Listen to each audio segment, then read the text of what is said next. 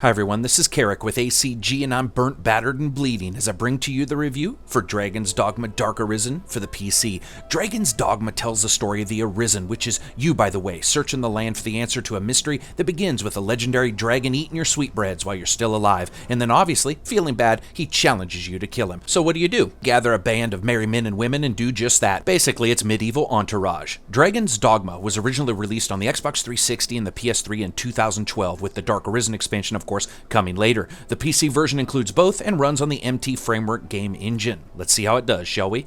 As always, if you like the video, maybe subscribe. So here's the review for Dragons Dogma Dark Arisen on PC. Wolves hating fire, spells that would make Harry Potter jealous, and being followed around through your whole journey by three characters that do their best to sound like Joey from Friends.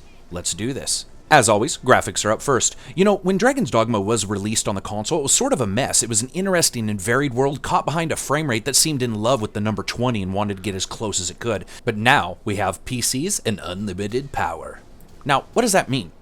Honestly, folks, Dragon's Dogma looks pretty goddamn stellar. From the wind-whipped valleys that push your hero back with gale force thrusts to dark fortresses crumbling around you as you go a bit deeper in your search for ancient texts, to the first time you cross over an hill and see that gigantic high-built castle of Grand Soren, which is a perfect play on words. The world has a realistic resonance to much of its architecture, but never really shies away from throwing some mythical monster or unique environmental effect your way to break up any feeling of familiarity that might exist. Now, speaking of monsters for a second, these are some of the best animated creatures you are going to find in an RPG.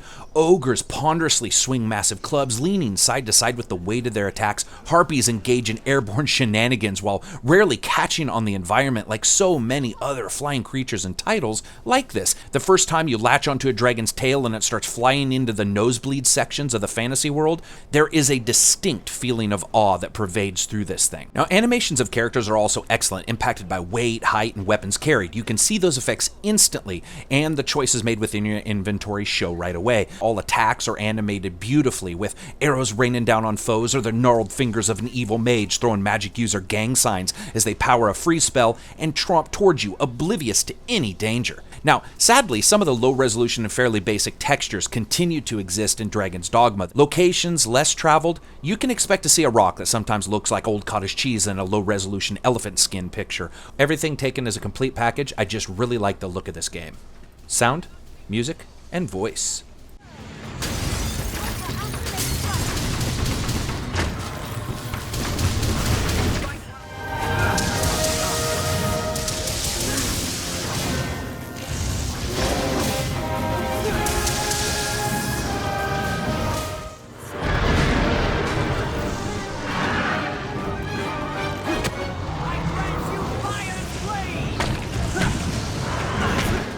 I feel more familiar with this quest now. Let us go! What to do in this quest?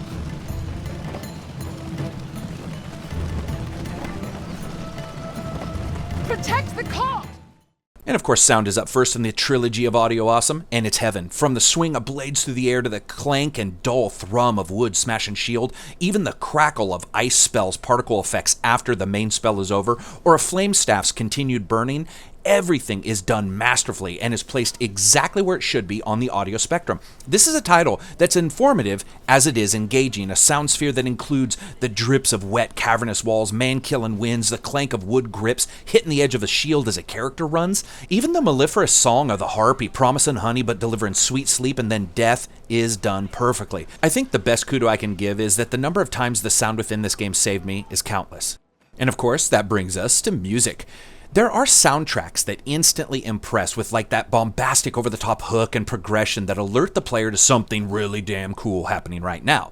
Then there are the soundtracks that are notoriously sneaky, that sort of flit in and out and only noticed when poignant moments occur. Dragon's Dogma is right in the middle, easily and often accused of being generic fantasy music. The genius of these tracks is their intention to inspire thought in unique places. Take the first location of the game. Its track begins with a piano and a male vocalist on the same key, hidden within one another, and then they sort of spread out. Throughout that area, the two intermingle and then separate again, with both taking the lead as you explore, and it sort of feels like that first choice you make. In fact, it's the heavy use of vocals, both lead and background, that really surprised me harmony throughout all of Dragon's Dogma. And even when more atypical fantasy music is being played, there's an interplay here that almost requires the game to be on while you're listening to it. Not for everybody, but for me, absolutely excellent. Voice. I'm just not a fan of the voices in this game. Now, some of the classics are here, Laura Bailey, Troy Baker, JB Blank, but the honest truth is, most of it is just really uninspired. It's not bad. It's just bog standard and doesn't do much to elevate the gameplay or story moments. In fact, even in the odder parts of the story, there isn't much there that's memorable. The level of finesse and professionalism that's shown elsewhere in this title is not here, and really, that's a shame. And of course, that brings us to gameplay and creating your character, which is really sort of ingenious. You pick one of a couple basic classes, archer, magic user, fighter, that kind of thing, and you create your character. Now, you can create a tall, thin character that might be able to jump to higher locations than a small, fat one, but that small character can duck into some location shortcuts that the larger character can't progress through, and all those sizes also impact your total carrying weight. It's extraordinarily effective in lodging the gamer into the game world, and is a masterful design decision to possibly push gamers into creating characters they may have never tried in other titles. Honestly, if you really think about it, it's hilariously basic as a design decision, but it paid off in spades here. Now, basic classes can roll into advanced classes later, and in Inns, the character can switch vocations if they have enough points to do so, meaning that you can almost never get stuck in some dead end. This flexibility of focus means that a player can try out various playstyles in a short period of time. Of course, understanding that they won't be advancing much in depth while doing that. As you do advance, you can choose various skills, attacks, or magic spells depending on your class, and then link them to the keyboard shortcuts or the button presses on the controller. There are primary, secondary, core, and even some hidden skills you can learn throughout the game. In Dragon's Dogma, two warriors are most likely never going to play alike due to the already mentioned physical choices during character creation, but add in the classes, weapons, armor, their ability to be enhanced or layered with others, and the large number of skills in their own different levels. Each Arisen feels solidly different, even if only one small aspect is changed. For example, in combat, you can change a single skill, and that will make you go from a spellcasting sword and board Firestarter who lets his enemies die slowly like a screaming marshmallow, to a Thunder Stunner, coup de grace, all the psychopaths within the game, to a mass murderer, dropping poison gas spells on groups of enemies and then flitting around the field, taking out anyone who wasn't in the affected areas. Status-changing attacks and spells are the bread and butter of Dragon's Dogma, both for you and the enemies, because anything you can do, they can do. Also super intriguing in Dragon's Dogma is the bosses, or the Leviathans, how they're all handled. Where the bosses in many games are a main boss, in Dragon's Dogma many of them are daily fodder, but due to the mixing of creature types in many battles, and of course the age-old difficulty of fighting off a pissed-off lion-snake-goat hybrid in a ravine 10 feet wide, nothing is ever easy here, even if your teammates and you are completely knowledgeable in all of the fields and in the monsters. And of course, understanding knowledge and its use on the battlefield is where we get to speaking of your teammates. As you leave the first town, you're going to be introduced to a pawn. Now, pawns are soulless men and women who come from some strange land to battle alongside the Arisen. Your main pawn, you can only have one, raises in level with you, while all the others are called from the void and need to be exchanged like video cards when they can't handle whatever's required of them.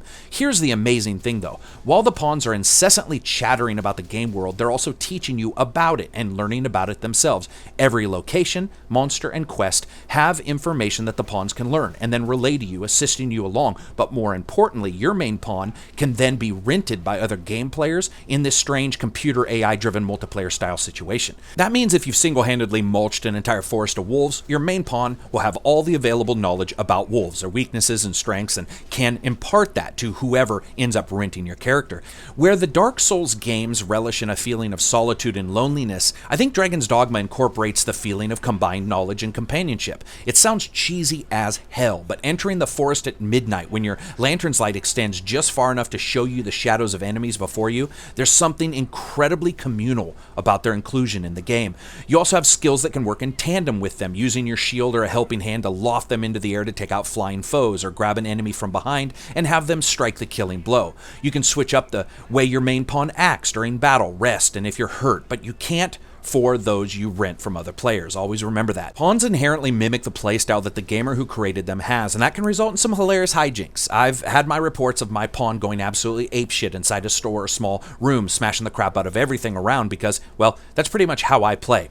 Now, why would I do so? Well, To collect crap, that's why. And collecting here is another name of the game. Items you collect can be combined into other items to create all manner of useful bits. They can be used in creating and upgrading weapons and armor. They can be given as gifts to merchants to get special offers. In fact, almost everything in the game world is useful in some way. And there's a tacit design here that encompasses much of what you end up doing and experiencing. Now, all that smashing is going to bring us to AI, and it's pretty good. Sometimes a pawn will go all nasty and chase down fleeing enemies, but for the most part, if you use your basic commands that you have, and if they have enough resources, they're going to back you up pretty well. Sometimes it's the enemies that make me laugh, though. Sometimes it makes you wonder why the goblins and other creatures don't tell their kids the scary nighttime story of the Arisen, a creature that just keeps friggin' coming. See, when I crest a hill with 3 barely above chimp intelligence people following me like I have the last tater tot, you would assume the goblins would run away, but they usually don't. Now, for a second, I want to talk about one standout, and that's the magic within Dragon's Dogma. It does it right. It does it dirty. It does magic the way many of us wish games did magic, which is big, bold, beautiful, and epic. These are spells the likes of which usually are collected in the main boss bad guy's pockets of other titles, a final enemy's destructive keystone that players like myself would talk about after defeating them. But here, it's the players themselves that wield that wild stuff, and the game is all the stronger for it. That doesn't mean the other class types are neglected, because they aren't. Warriors can absolutely sunder enemies with massive skills. Archers can entrap enemies and lay waste to them with clouds of arrows. But I have to say, this game finally ushers spellcasters to the front row with everyone else, giving them a little pat on the back. The first time you light someone on fire, then suck them into a tornado like a reverse meteorite, only to watch them flung harmlessly off the side of a cliff into the ocean, man, that's awesome.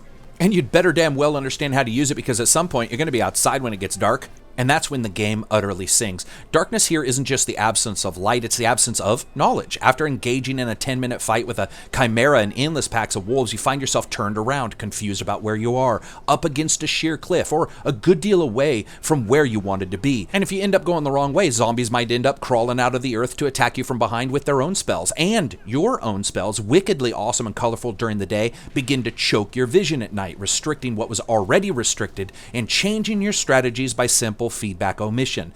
It's a stunning design idea. It works perfectly well here, and it makes you fear the dark. And when you talk about the game world itself and darkness, listen, I feel that Dragon's Dogma does have some locations that could, in a way, go head-to-head with the Dark Souls series, and in some ways Bloodborne, at least when it comes to game state responsiveness and resonance, which is that feeling you get when you play a game and a location sticks with you forever. It may not have the deep-seated emotional conceit of those games, but it does have its own magical influence mythos that is cemented firmly in the game world throughout the architecture, the monsters, and even the quests. Where Dark Souls and Bloodborne are games of dark mystery, in many ways, Dragon's Dogma is a game where the dark is a mystery. Now, that's a subtle shift from atmosphere to frequency. Dragon's Dogma delights in offering sunshiny days and then throwing an ogre at your face. And it's that sway between dark and light that lets gamers sort of reset a bit, unlike other titles that are more consistently dark and subdued. I really liked that difference in this title. And of course, that brings us to Fun Factor.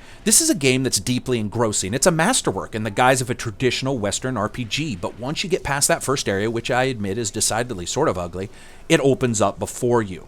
It's funny because in a world of established norms in which gaming titles are named like movie star children, all eclectic and eccentric, you have Dragon's Dogma, a fairly generic name. The damn thing could have been called Fantasy Fighter, or Magic Mage, or Archer Arrowing. But in the end, what it has within it is what matters. So as you know, I rate games on a buy, wait for sale, rent, or never touch it again rating scale. This is absolutely a must-buy. It's a test of steel and sorcery that's backed up by gameplay and graphics that all work in tandem to offer a very unique worldview that doesn't feel like so many other titles.